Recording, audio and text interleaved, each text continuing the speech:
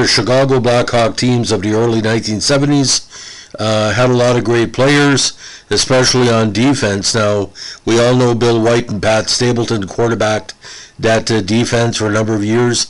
But the big number 3 in the team was this player.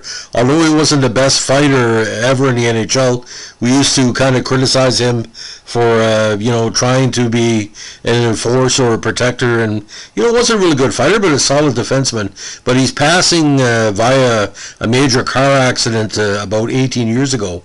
Was devastating not only to the Chicago Blackhawk alumni, it not say ruined lives, but it didn't make anybody's life, only negatives came from the situation.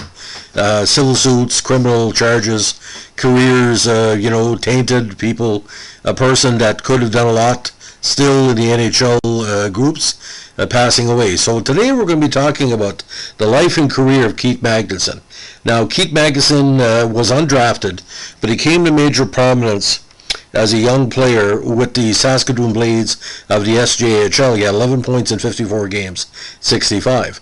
Now, from there, he became probably one of the most prominent university players of his era, with a 4-year career at the University of Denver of the WCHA.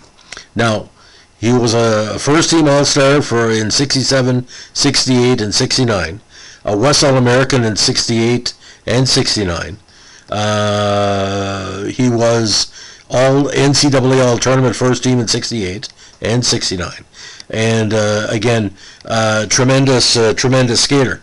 Now, his defenseman style drew a lot of interest. Now, with the University of Denver, he won 2 consecutive NCAA titles in 68-69, and he was part of the explosion of the NCAA players, either being drafted or playing in the league between 1967 and about 1978, the golden era, I like to call it. Now, he wore one of the most recognizable numbers in Chicago history because Pierre Palat wore it before him, wearing number 3. Now, he played 589 career NHL games with 14 goals and 125 assists for 139 points. Now, of course, not a goal scorer, but as part of that solid top 3 with White and Stapleton, it got them to 2 Stanley Cups in 71-73, although Manguson, as years went on, was more hampered by injuries. Now, his most telling statistics is his 1,442 career penalty minutes, which included, like I said, numerous fighting majors. You turn on the TV on a Saturday night against the Leafs, Montreal, or Vancouver, and if Keith Manguson was in a lineup, usually there was going to be a dropping of gloves, especially with the young bucks in Montreal and Toronto, Brian Spencer, everybody else. Now, for a few seasons, he was also captain of the Blackhawks. Now, his strong play drew heavy print recognition as in April 1970 he appeared on a cover of Sports Illustrated. He was also an All-Star in 71 and 72 and played in both contests. Now, again, like I said, the Blackhawks lost in 71 to Montreal in 7 games and 6 games in 73 to the Habs. Now, Manguson, he's one of many great athletes in the family. He was a great uncle to Major League Baseball pitcher Tristan Manguson, and uncle to former Canadian Football League star Quinn Manguson. His son Kevin was a member of the 1998 NCAA ice hockey team at the University of Michigan, and is now an NHLPA registered player agent and lawyer. Now, born in the beautiful community of Wadena, Saskatchewan, April 27, 1947, he eventually moved to Saskatoon when he was 10. Now, he joined the Saskatoon Blades when he was 17, and then, of course, a scholarship at the University of Denver. He first played with Chicago in the 69-70 season and led the league in penalty minutes in his first 2 seasons. Now, giving back to Chicago, both on and off the ice, was a big part of his life. He served a term as assistant coach for the Blackhawks after retired in 79, and coached and was head coach of the Blackhawks for pretty well a season and a half. Now, unfortunately, Manguson's end-of-life situation has been discussed heavily in various podcasts through the years, but I'm just going to go over the basics.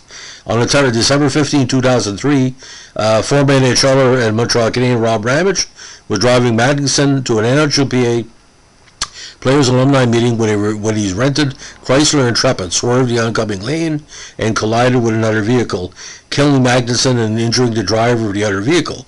Ramage was initially charged with impaired driving causing death and dangerous driving causing death. Defense lawyer Brian Greenspan claimed that blood and urine tests were flawed and the smell of alcohol in the cab came from beer cans that exploded after the crash. Now, on October 10, 2007, he was found guilty in all counts. The Manguson family noted they had forgiven Ramage and urged the judge not to send him to prison, instead suggesting that Ramage speak to teens about the dangers of drinking and driving. Now, on December 3, 2007, in a Missouri civil suit, Ramage and National Car Rental of Canada were found liable for the death of Manguson. The Manguson's family was awarded initially $9.5 million. Now, on January 7, 2008, he was sentenced to 4 years in prison. Legal experts described the sentence as the harshest ever handed out in Ontario to a motorist with no previous record for drinking and driving. Ramage remained free on bail until his appeal of the sentence was denied on July 12, 2010. Now, on November 12, 2008, Chicago retired Manguson's number 3, again, and that of Palat's numbers. They had the same number, of course, before a game against the Boston Bruins. Now, Keith Manguson, like I said, a solid defensive player. Let's look over the rough stats, ladies and gentlemen, and it's pretty well as consistent as you can go. From 1970, he's full season, to 1975. After 75, he was more injury-plagued. He had 24, 23, 21, 19, 13, and 14 points. So he'd average 2 to 3 goals a season, 20 assists. But the playoff totals as well, 68 games, 3 goals, 9 assists for 12 points. And when Manguson scored, it was front page news in Chicago because he wouldn't score that much. But the penalty minute numbers built up, 1,442 in his career. Again, 14, 125, 139.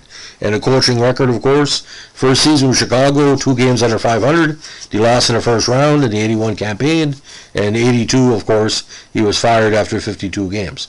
So, again, a life in hockey that a lot of, very popular in Chicago, very popular in what's called the Western Conference fans. But Manguson, if he weren't so injured so often, and the media didn't treat him fairly either as well, because I don't know if he never learned how to fight, but I saw him in about 15 or 20 fights, and he wasn't a dirty player, but like I said, he just, like there was something off. Maybe he basically looked around Chicago and said nobody else can do their job, because the majority of the time Chicago teams had no enforcers. They had some tough like Nestorenko and stuff, but I don't know what to think. And like I said, his passing was just unfortunate because Manguson had a lot left to give to hockey. Just wrong place, wrong time. And Rob Ravens deep down is not a bad guy.